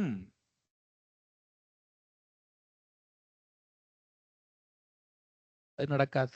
அப்போ அந்த குழந்தைக்கு நம்மால் செய்ய முடிந்தவை இந்த ஒரு எவ்வளவு நன்மை இருக்கோ சாஸ்திரத்துல, கீதையா, உபனிஷதமா, திருப்புகழா, தேவாரமா, பிரபந்தமா, என்னென்னலாம் நல்ல நல்ல விஷயங்கள் இருக்கோ அந்த அந்த கருத்துக்களை எல்லாம் அந்த குழந்தையினுடைய மனதுக்குள்ளே விதைத்தல். நம்ம அப்பதான் என்னெல்லாம் கூத்தடிக்கிறோம் பாருங்கள். பெற்றோனாக இருந்து கொண்டு கராட்டேல கொண்டு விடுறேன், குங்ஃபூல கொண்டு விடுறேன், கேரம் போர்டில் கொண்டு விடுறேன், ஸ்விம்மிங்கில் கொண்டு விடுகிறேன், அபாக்கஸில் கொண்டு விடுகிறேன். ஒரு ஒரு 10 பை வச்சிருக்காங்க.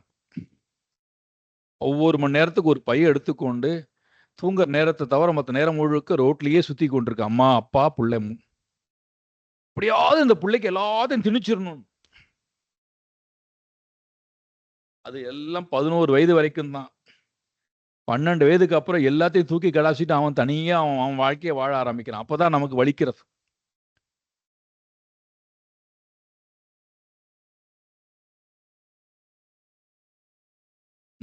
என்னென்னலாம் நல்ல விஷயங்கள் சாஸ்திர அறிவு இருக்கோ, அதனால்தான் நீங்க நம்முடைய சிறு பிராயத்துல நீங்க பார்த்தீர்கள் என்றால் பள்ளிக்கூடங்கள்ல கொன்றை வேந்தன், ஆத்திச்சூடி, நாலடியார், திருக்குறள், தேவாரங்கள், இதில் இருக்கக்கூடிய நல்ல செய்திகளை எல்லாம் தினந்தோறும் சொல்ல வேண்டும். மாணவர்கள் கற்க வேண்டும், மனப்பாடம் செய்ய வேண்டும், அதனுடைய பொருளை உள்வாங்க வேண்டும்.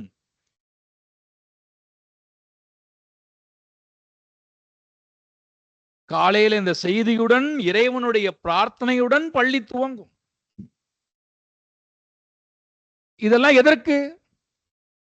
இவன் தனக்குள்ளிருந்து வரக்கூடிய அந்த நன்மை தீமை இருக்கல்லவா, அதை தாங்கிக் கொள்வதற்கு மன வலிமையை பெறுவதற்கு இந்த நல்ல விஷயங்கள் அவனுக்கு உந்து சக்தியாக இருக்கும். வேற எதுக்கும் இல்லை. அவனை தவறான பாதைக்கு போக விடாமல், மூர்க்கத்தனமாக அவனை போக விடாமல், வரக்கூடிய கஷ்டங்களை பொறுத்து கொள்ளக்கூடிய மனதிலே அமைதியான தன்மை, பலகீனமான தன்மையிலிருந்து பலம் உடைய தன்மையாக மனதை மாற்றுவதற்கு இந்த நல்ல பண்புகள் எல்லாம் ஒரு பெரிய உரத்தை போல அந்த குழந்தைக்கு இருக்கும். அதுக்காக அந்த குழந்தை இதெல்லாம் வாங்கி கொண்டு உத்தமமான குழந்தையா மாறிவிடும். அதுக்குள்ள அது எது என்ன இருக்கோ அதைத்தான் வச்சுட்டு வரும். அது அதற்கு இருப்பது அது வாழப்போகிறது.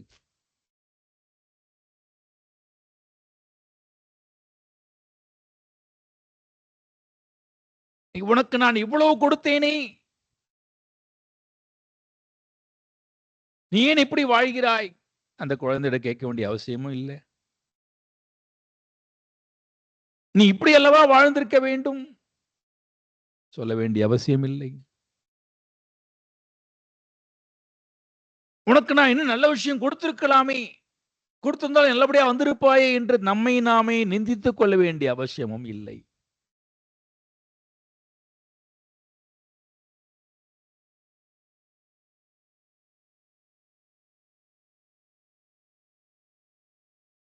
என்னத்தான் சொல்ல வருகிறீர்கள் சுவாமிஜி? பெற்றோனுக்கும்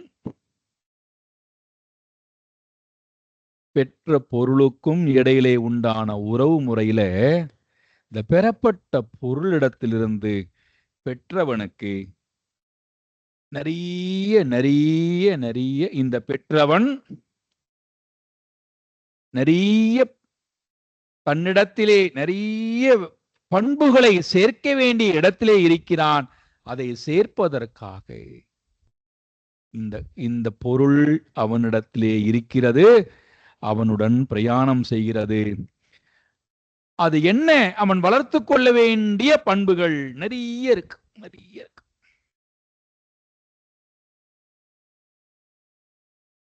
அதனாலதான் சாஸ்திர பிரகாரம் வேதங்கள் உபனிஷதங்கள் சொல்லுகின்ற பிரகாரம் நம்முடைய வாழ்க்கை முறையை அமைத்து கொடுத்திருக்கிறார்கள் நம்முடைய ரிஷிமார்கள். அதுல முதல் படி என்னன்னு கேட்டீங்கன்னா, குருகுலத்துல போய் 12 வருட காலம் மாணவன் படிக்கிறான். அப்ப 12 வருட காலங்கள் படிக்கும் போது அவனுக்கு 100% என்ன இருக்கும் அப்படின்னா, அகங்காரமும் சுயநலமும் எதை பற்றியுமே கவலை இல்லாத மனமும், யாருக்கும் எந்த ஒரு நன்மையும் செய்யாத உள்ளமும்,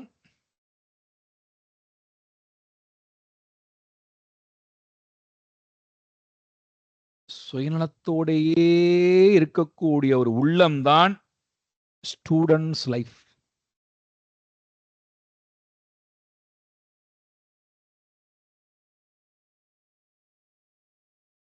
அதிலிருந்து இரண்டாவது ஒரு படிதான் இருக்கு. அந்த படிதான் ஒரு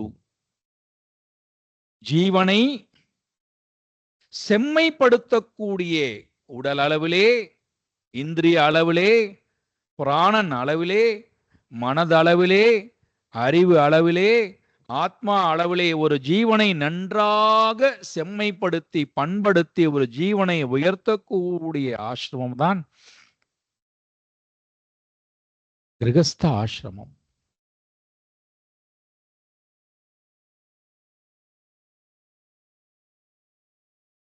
பள்ளிக்கூட அளவிலே மாணவனாக இருக்கக்கூடிய பருவத்திலே யாரையும் மதிப்பது இல்லை, பெற்றோர்களை மதிப்பது இல்லை, குருவை மதிப்பது இல்லை, கடவுளை தொழுவதற்கு தயாராக இல்லை, சமூகத்தை பற்றி அக்கறை இல்லை.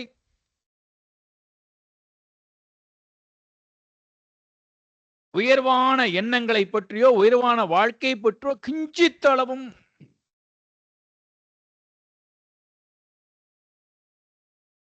அப்போ பெற்றோர்கள் பார்க்கிறார்கள், இவன் இவ்வளவு பெரிய சுயநலவாதியா இருக்கிறானே, இவ்வளவு அகங்காரியாக இருக்கிறானே, இவ்வளவு கோபத்துடன் மூர்க்கத்துடன் இருக்கிறானே, இவனுடைய வாழ்க்கை இப்படியே இந்த குணத்துடன் இருந்தால் இவனுக்கு எந்த நன்மையுமே இருக்காதே, இவனை செம்மைப்படுத்த வேண்டுமே, நாம் சொன்னால் நிச்சயமா மண்டைக்குள்ள போகாதே.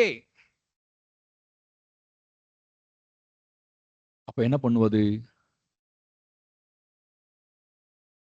இவனுக்குன்னு ஒரு வாழ்க்கை அமையும் போது அந்த வாழ்க்கையிலிருந்து அவன் நிறைய பாடங்கள் கற்றுக்கொள்கிறான். அதன் மூலமாக அவன் உயர்வதற்கு வாய்ப்பு இருக்கிறது என்பதற்காக ஏற்படுத்தி கொடுக்கப்பட்ட வாழ்க்கை முறைதான் கிரகஸ்த ஆசிரமம். அங்கதான் இந்த பெற்றோன் என்பவன் வருகிறான். அப்ப பெற்றோன் என்று வரும்போது மாணவர்கள் யாரு? பெற்றோனுக்கு குருவாக இருக்கிறார்கள். பெற்றோன் யாரு? மாணவனாக இருக்கிறார்கள். அப்போ ஸ்டூடெண்ட்ஸ் யூனிவர்சிட்டி, அதுல பெற்றோர்கள் மாணவனாக இருக்கிறார்கள். மாணவன் ஸ்டூடெண்ட்ஸ் யூனிவர்சிட்டியிலிருந்து, பல்கலைக்கழகத்திலிருந்து, குழந்தை பல்கலைக்கழகத்திலிருந்து நிறைய பாடங்களை கற்கக்கூடிய இடத்திலே இருக்கிறான். என்னென்ன பாடங்கள் கற்க வேண்டும், என்னென்ன பாடத்தை நாம் கற்றிருக்கிறோம், என்னென்ன பாடத்தை கற்க தவறி இருக்கிறோம், என்னென்ன பாடங்களை கற்பதனாலே நமக்கு நன்மை, என்னென்ன பாடங்களை நான் கற்காமல் இருப்பதனாலே இழந்திருக்கிறேன், எந்தெந்த பாடத்தை கற்பதனாலே என்னுடைய வாழ்க்கைக்கு அது நன்மை கொடுக்க போகிறது, நாளைக்கு விரிவாக பார்ப்போம். ஓகே, இப்பொழுது உங்களுடைய நேரம் 15 நிமிட நேரம் இருக்கிறது. இன்று பார்த்த விஷயத்துல உங்களுக்கு சந்தேகம் இருந்தால் நீங்கள் கேள்வி கேட்கலாம். பதில் தெரிந்தால் சொல்லுகிறேன். Now the time is start. Your time now. Hariom everyone. நீங்க அன்மியூட் பண்ணி கொஸ்டின் கேட்கலாம். என்ன சந்தேகம் இருக்கோ அது கேட்கலாம்.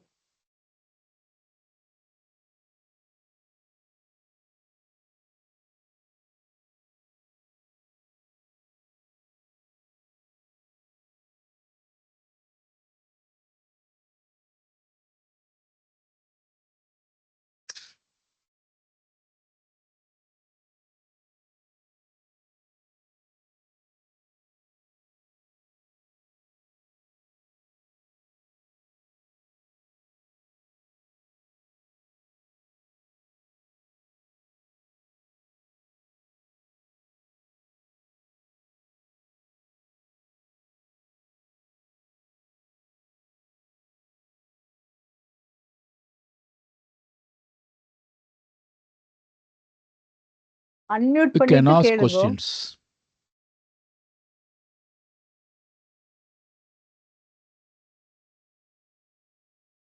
கேக்குறதா?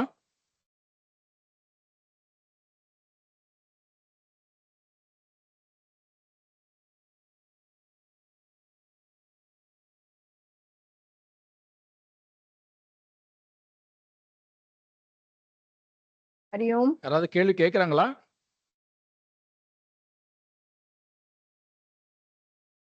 Anybody wants to ask questions? Hariom Swamiji, கேக்குறதா?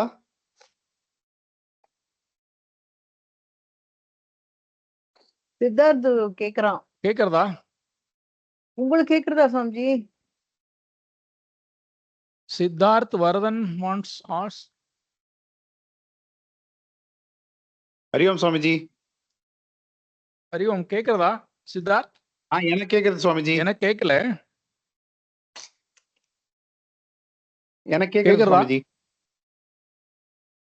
எனக்கு எனக்கு கேட்கலையே. கேக்குறது சுவாமிஜி. நீங்க அந்த இது போட்டுக்கோங்க. கேக்குறதா? கேக்குறதா? எனக்கு கேக்குறது சுவாமிஜி. உங்களுக்கு கேக்குறதா? Now you can. சுவாமிஜி, நீங்க வந்து பெரிவாளை பத்தி எடுத்தீங்க. இப்போ ஒரு சின்ன குழந்தையா இருக்கு, அது வந்து இது வேணும் அது வேணும்னு அடம் பிடிக்கிறது. அது வந்து பொருள் நல்லது இல்லைன்னு தெரியும், ஆனா ரொம்ப அடம் பிடிக்கிறது அந்த குழந்தை. அத எப்படி நம்ம அதுக்கு கத்தும் கொடுக்கணும் அந்த டைத்துல, இது நல்லது இல்ல, இது பண்ணக்கூடாதுன்னு. ஆனா அது ஒரே அழறது, அது சமாளிக்க தாங்கவும் முடியல மனசு. அப்ப என்ன பண்ணணும் சுவாமிஜி?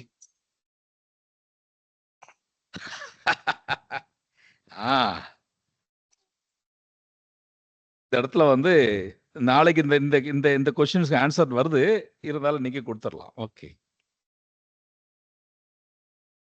அதுக்கு அறிவு நிலையில முதிர்ச்சி இல்லாத நிலை இருக்கு. அப்போ அந்த குழந்தைக்கு வந்து இந்த பொருள் எனக்கு பார்த்த உடனே வேணும்னு தோணும். அது எது வேணா இருக்கலாம். அப்போ அந்த குழந்தைக்கு நாம வந்து அந்த முதிர்ச்சியை கொடுக்கக்கூடிய தன்மையை காட்டுறது. முதிர்ச்சியை கொடுக்கக்கூடிய தன்மையை காட்டணும். ஒண்ணு. எப்படி காட்டுறது அப்படின்னா, அந்த அந்த பொருளை அந்த குழந்தைகிட்ட இருந்து மறைக்கிறது. அதை விட உத்தமமான பொருளை அந்த குழந்தைகிட்ட காட்டுறது. அனஸ்தேஷியா மாதிரி தான். என்னுடைய வியாதி குணமாகணும்னா ஊசி போடணும், உடம்புல இருக்கக்கூடிய உணர்வு போகணும்னா அனஸ்தேஷியா கொடுக்குறான். அதே போல ஒரு குழந்தையில் இருக்கக்கூடிய அந்த உள்ளத்தை மாத்தணும், அந்த பொருள் மேல அந்த குழந்தைக்கு ஒரு உள்ளம் இருக்குன்னா அந்த உள்ளத்தை மாத்துறதுக்கு வேற ஒரு பொருளை காட்டுறது, வேற ஒரு உணர்வு கொடுக்கறது.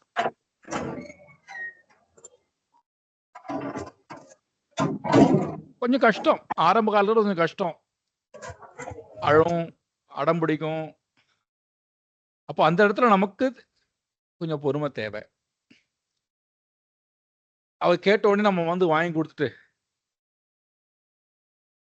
உதாரணத்துக்கு சொல்றேனே, ஒரு குழந்தை வந்து சாப்பிட அடம் பிடிக்கிறது, பால் குடிக்க அடம் பிடிக்கிறது. இது நடந்த நிகழ்ச்சி. கை குழந்தை பால் குடிக்க அடம் பிடிக்கிறது.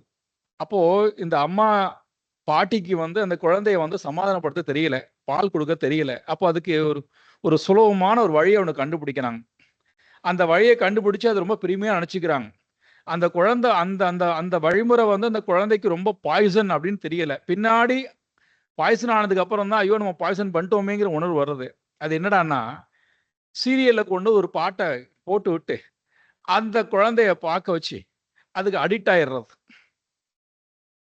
இந்த பாலை வாய்க்குள்ள கொடுத்த உடனே அந்த பாட்டு போடணும், இந்த சீரியல்ல ஒரு பாட்டு டைட்டில் பாட்டு போடணும். அப்போ அது பால் குடிக்கும். அந்த பாட்டு நின்ன உடனே அழ ஆரம்பிச்சிடும். மறுபடியும் அதனால ரிவைன் பண்ணி அந்த பாட்டை போட்டு இப்போ அந்த குழந்தைக்கு என்ன எடுத்து இந்த மாதிரியான சப்தம் வந்தாதான் நான் சாப்பிடுவேன். இப்போ அதுக்கு மாறா இவங்களே பாடி இருக்கலாம், இவங்களே கதை சொல்லியிருக்கலாம், பகவானுடைய நாம சொல்ல வச்சிருக்கலாம், அல்லது வந்து இவங்களே நல்ல நல்ல ஸ்லோகங்களை சொல்லியிருக்கலாம், அல்லது ஏதாவது இயற்கையான ஒரு பொருளை காமிச்சு ஒரு பறவையோ ஒரு ஒரு மரத்தையோ அதை காமிச்சு பொறுமையா இருந்து அந்த அந்த அந்த நல்ல உணர்வோடு அந்த குழந்தைக்கு அந்த பாலை ஊட்டியிருக்கலாம். அதுக்கெல்லாம் நேரம் இல்லை, எங்களுக்கு பொறுமை இல்லை. ஸோ அப்படி சீரியல் பாட்டா போ, அல்லது வந்து குங்ஃபுவா, கராட்டையா, அல்லது வந்து கேம்ஸா, பாட்டு, அது அது அது முழுக்க முழுக்க அந்த குழந்தைகள் அடிக்ட் ஆகி போய் பிற்காலத்துல வந்து அது என்னடான்னா மூர்க்கத்தனமா செயல்பட ஆரம்பிக்கும் போதுதான் தெரியறது இதனுடைய வெளிப்பாடு. அந்த இடத்துல தான் பேஷண்ட்டுக்கு வந்து பெற்றோர்களுக்கு வந்து பொறுமை ரொம்ப அவசியமா இருக்கு. நல்ல பண்புகள் அவசியமா இருக்கு. நாளைக்கு கிளாஸ்ல சொல்ல நினைச்சேன், இன்னைக்கே சொல்லிடுறேன், பரவாயில்ல. ஆனா ரொம்ப ரொம்ப பெற்றோர்களா இருக்கக்கூடியவர்களுக்கு இவங்க நிறைய கத்துக்க வேண்டியிருக்கு. குழந்தைய கத்துக் கொடுக்கறது இல்ல, இவங்க கத்துக்கணும். நான் நிறைய கத்துண்டால் குழந்தையை ஹேண்டில் பண்றது ரொம்ப ஈஸி. நான் கத்துக்கலன்னா அந்த குழந்தையை ஹேண்டில் பண்றது ரொம்ப கஷ்டம். ஏன்னா அது என்னுடைய பொருள் அல்ல, அது பெற்ற பொருள். அப்ப அது அதுக்கேற்பதான் வாழும். அப்ப நான் எப்படி ஹேண்டில் பண்ண போறேன்? என்ன, how to handle my mind.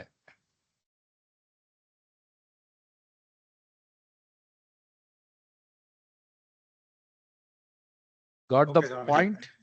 Hariyo.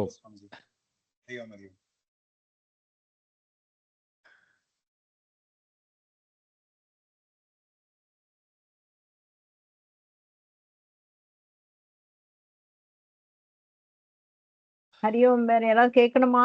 Questions, சந்தேகம் இருக்கா? Hariom Swamiji.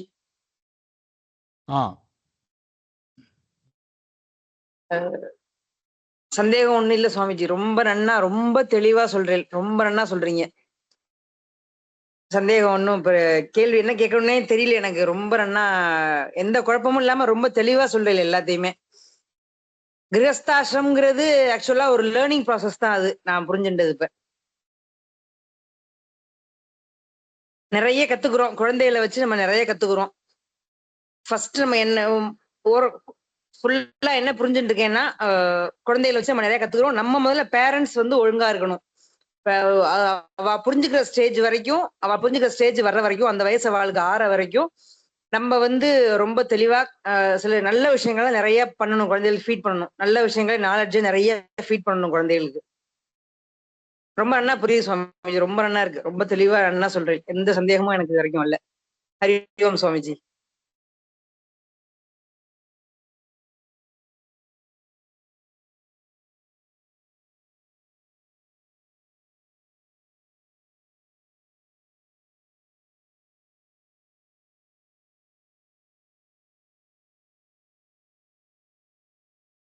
Any Hariom. doubts? Anybody else, ma?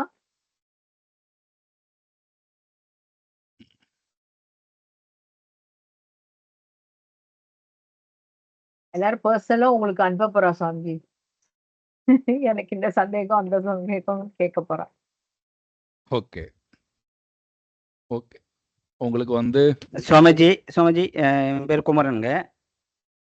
ஒரு கொஸ்டின். சொல்லுங்க. நீங்க சொன்னீங்க இந்த மாதிரி நம்ம குழந்தைங்க வந்து அவங்களோட வாழ்க்கை வாழத்தான் வந்திருக்காங்கன்னு சொல்றீங்க.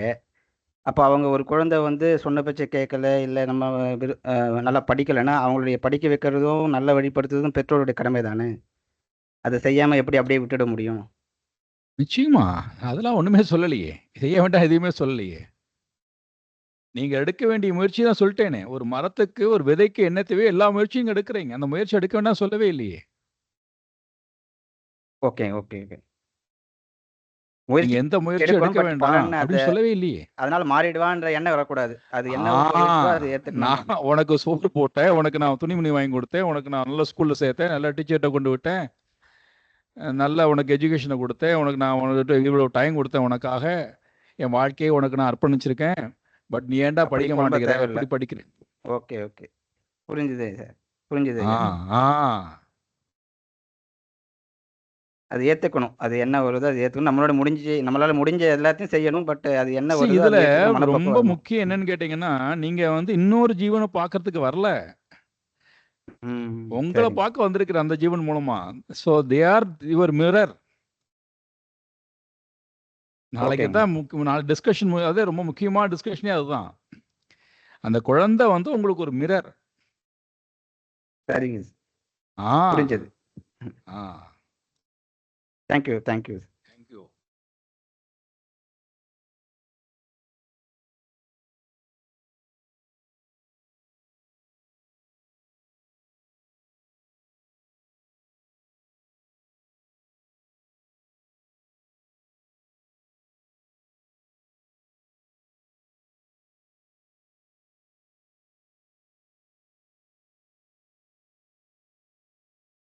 Two minutes more.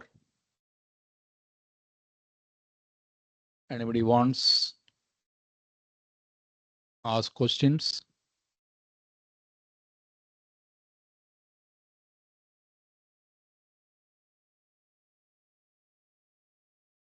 ஓகே, உங்களுக்கு கேள்வி இல்லைன்னா ரொம்ப சந்தோஷம். கேள்வி இருந்தால் வைத்துக் கொள்ளுங்கள், நாளைக்கு நிறைய பதில் வர இருக்கிறது. இந்த பெற்றோர்களுக்காக உண்டான இந்த செஷன் உங்களுக்கு ரொம்ப ரொம்ப ரொம்ப ரொம்ப உபயோகமாக இருந்தது என்று நீங்கள் நினைத்தால், இந்த 3 நாள் முடிவில் நீங்கள் நிறைய சங்கல்பம் செய்து கொள்ள வேண்டும். என் வாழ்க்கையை நான் எப்படி அமைத்துக் கொள்ளப் போகிறேன் என்பதை, இதுவரைக்கும் எப்படி வாழ்ந்தோம், இனிமேல் எப்படி வாழப்போ என்பதை நீங்கள் சங்கல்பித்துக் கொள்ளுங்கள். உங்களுடைய வாழ்க்கையை எதோட இணைத்து கொண்டு வாழப்போகிறேன், அதை நீங்கள் சங்கல்பித்துக் கொள்ளுங்கள். நாளை தினம் நாம 7 மணிக்கு மறுபடியும் சந்திப்போம். கேள்விகள் இருந்தால் எழுதி வைத்துக் கொள்ளுங்கள், நாளைக்கு அதுக்கு பதில் கிடைக்கும். ஓம் பூர்ணமதః பூர்ணமிதம் பூர்ணாத் பூர்ணமுதச்யதே பூர்ணஸ்ய பூர்ணமாதாய பூர்ணமேவாவசிஷ்யதே. ஓம் சாந்தி சாந்தி சாந்தி. ஹரி ஓம் ஸ்ரீ குருभ्यो நமः. ஹரி ஓம்.